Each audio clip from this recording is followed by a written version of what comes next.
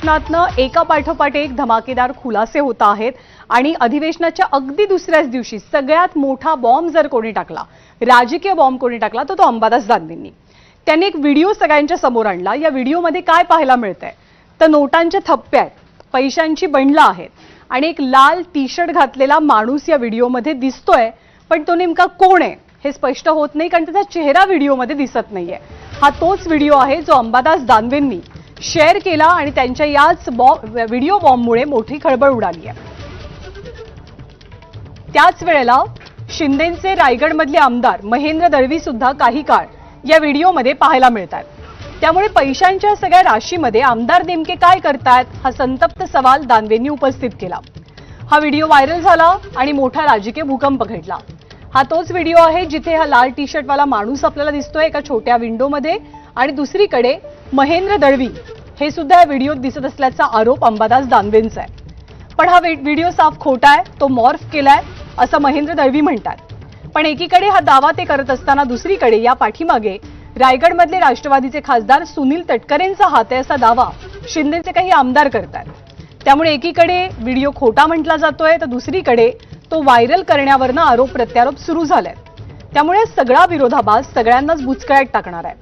रायगडमधील राष्ट्रवादी विरुद्ध शिवसेना हा संघर्ष या व्हिडिओमुळे पुन्हा एकदा तीव्र झालाय. तर निवडणुकांच्या पार्श्वभूमीवर गेल्या अनेक दिवसांपासून सातत्यानं पैसे वाटपाचे व्हिडिओ पुढे आले.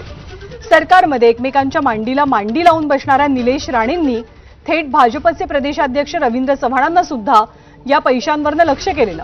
त्यामुळे राजकारण, निवडणुका आणि पैसा हे जणू समीकरण बनलंय, हे अधोरेखित होत असल्याची चर्चा आहे.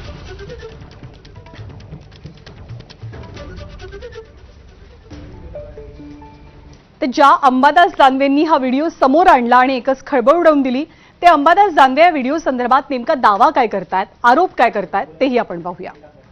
आता हा व्हिडिओ घरातलाच व्हिडिओ एका अर्थाने म्हणावं लागेल आणि त्या महोदय जे कोणी आहेत, तुम्ही आमदार सांगतात, त्यांना ह्या नोटा किती आहेत, काय आहेत, सगळं मला असं वाटतं दाखवल्या जातात आणि नंतर त्यांना त्या द्यायच्या असतील. त्याच्यामुळं हे जनतेसमोर आलं पाहिजे की आत्ताच्या घडीला हे सत्ताधारी पक्षाच्या लोकांनी कशा पद्धतीनं हैदोस सत्ता आणि संपत्तीचा घातलेला आहे, तो मी या व्हिडिओच्या माध्यमातून जनतेच्या समोर आणलेला आहे. हे पण मी कोणाला आमदारकीचा राजीनामा देण्यासाठी किंवा त्यांच्यावर आरोप करण्यासाठी हा व्हिडिओ पोस्ट केलेला नाही.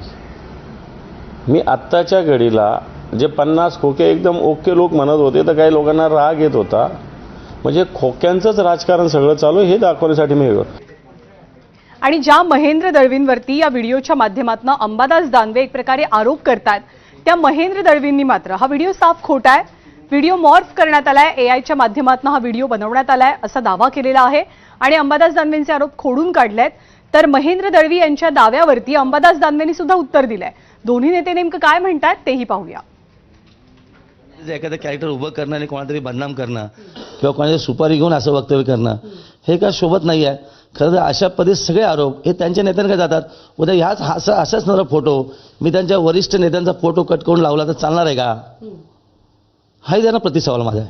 महेंद्र दळवींनी जर मॉर्फ केलेला व्हिडिओ असेल त्याची पोलिसात तक्रार करावी आणि पोलिसांनी निष्पृहपणे याचा तपास करावा आणि जर माझ्याकडे चौकशीला पोलीस आले तर मी त्यांना या संदर्भात व्यवस्थित उत्तर देईल.